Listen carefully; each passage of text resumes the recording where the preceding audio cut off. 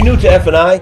Well, I put together a recipe for success. I put together 6 key ingredients that I want to share with you that'll make you a success in F&I, especially if you're just starting out. You follow these 6 ingredients, and I guarantee you that you will be a success from the get-go to the end. The first thing you need to do is you need to stay true to your key roles and responsibilities, which I'll go into more detail in. You have to be ethical and compliant. You also have to cultivate lender and customer relationships. You have to be a product knowledge master, and you have to enhance your presentation skills.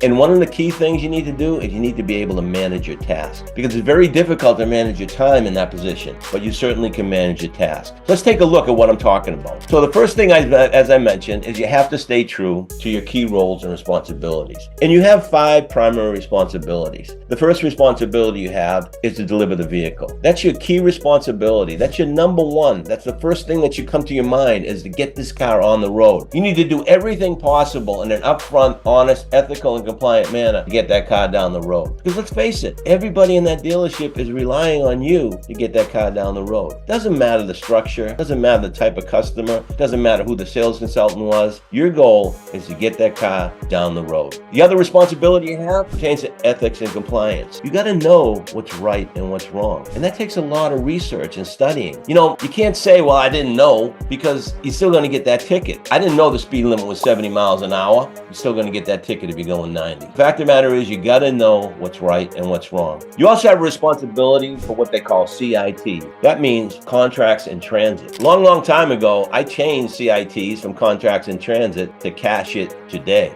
because that made my mindset get that deal funded, get that money into the bank. So those are just 3 responsibilities. Another responsibility is CSI, Customer Satisfaction Index. Let's face it, the last person that customer is going to see is you. So you do have a responsibility to satisfy customers. And then finally, additional profit. That is one of your key responsibilities, especially today. We just went through a time where if you had the car, people bought it for all the money. In fact, some people paid more than retail for the car, but that's all changing now. Inventories are getting fatter and customers come in expecting discounts. So dealer principals are relying on the F&I department to make additional profit. So let's dissect the ingredients that I put together. As I mentioned, you need to be ethical and compliant. And what does that mean? That means you need to be up to speed on Regulation Z, everything that pertains to financing and leasing a car. And then there's unfair, deceptive, and abusive practices, state laws, attorney general's laws. You have to be up to speed on those things. So that takes a lot of research. It takes a lot of seeking out information. You got to know what's right and what's wrong. You got to give full disclosures. You got to know how to present interest rates and payments and all that stuff. What needs to be signed, what doesn't need to be signed, okay? Full disclosure, no omissions, so on and so forth. So learn about ethics and compliance. Learn about regulations. Another thing is your moral compass. Ethics. That to me is your moral compass. What's ethical in your mind may not be the same in someone else's mind. I've often said to myself with regard to ethics,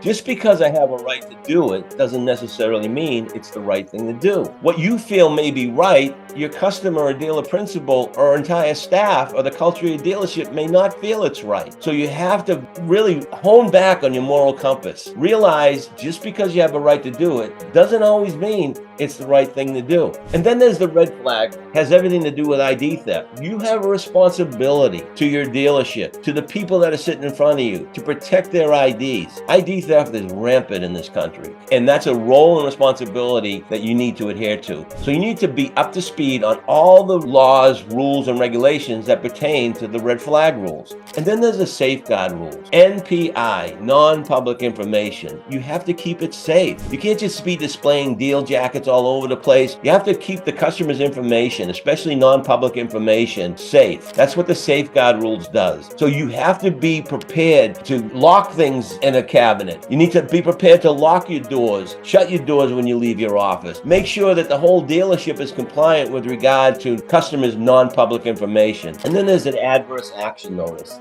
You know, there's a mystery behind that. Just because the bank sent them an adverse action notice doesn't mean that you shouldn't send them an adverse action notice. The adverse action notice simply states that when you send a deal in for a certain structure and it comes back a different structure, you have to notify the customer of that new structure. If they accept the new structure, everything's fine. If they don't, you better get that adverse action out to them. Best practice is to send everybody an adverse action notice. Now, cultivate lender and customer relations. It's really easy, man. All you got to do is you got to get involved in these deals early and often.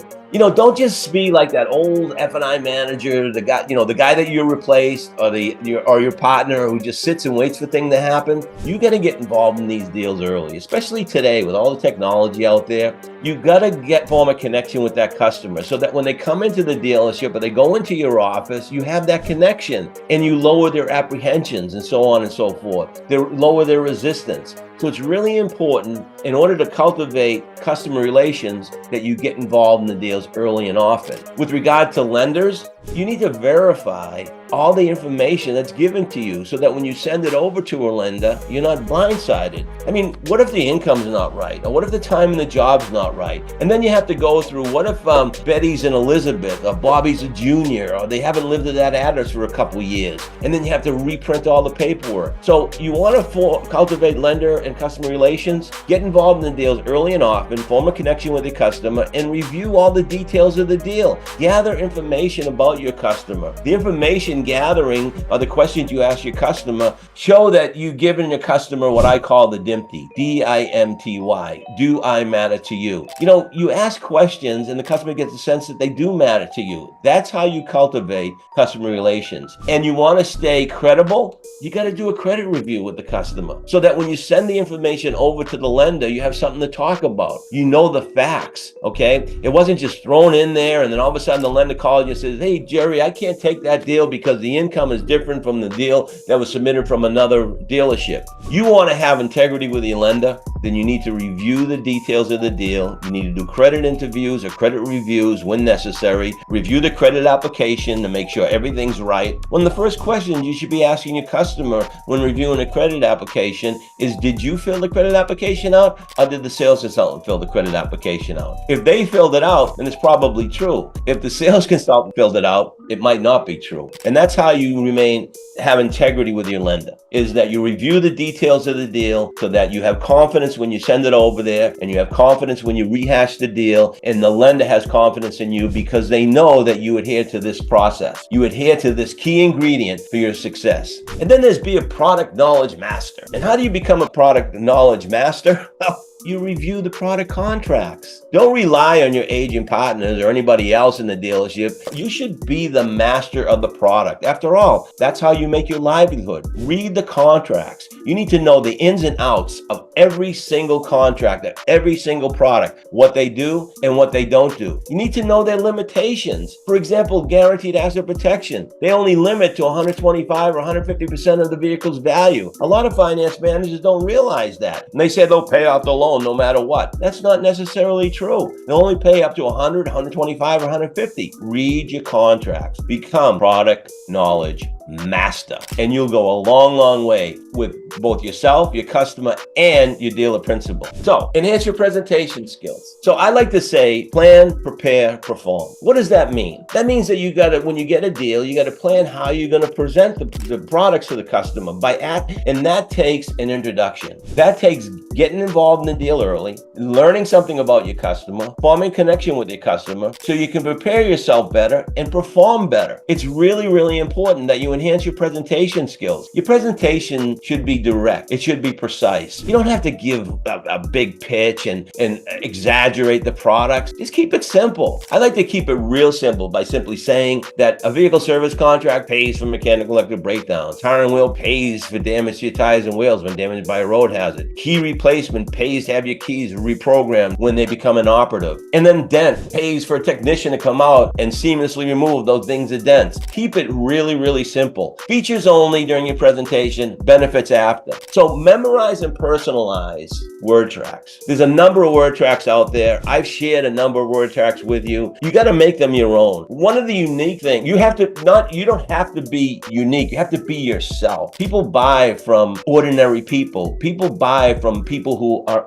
authentic. You have to be authentic. You don't have to be this pitchy salesperson and go in there and glamorize all these products. Just take your presentation and make make it nice and easy and simple. It's going to go a long, long way. Have conversations with your customer. Ask them questions after you do a wonderful presentation. Ask them what their concerns are about the options. Ask them what they feel their insurance company's responsibility is should they have a total loss. What the cost to replace those low-profile tires and wheels are. That's how you get customers engaged in conversation, and that's how you sell more in 24 or sell more in the F&I off. You need to be consistent. Once you develop a presentation, you need to use it with consistency. And don't deviate from it. Find something that works and stick with it. Again, keep it really simple. KISS. Keep it simple, stupid. You know that saying? It's really easy when you just keep it simple. Vehicle service contract pays for mechanical electrical breakdown. Tire and wheel pays for damage to your tires and wheels and damage by a road hazard. Key replacement pays to have those keys reprogrammed or replaced. Gap pays the difference between insurance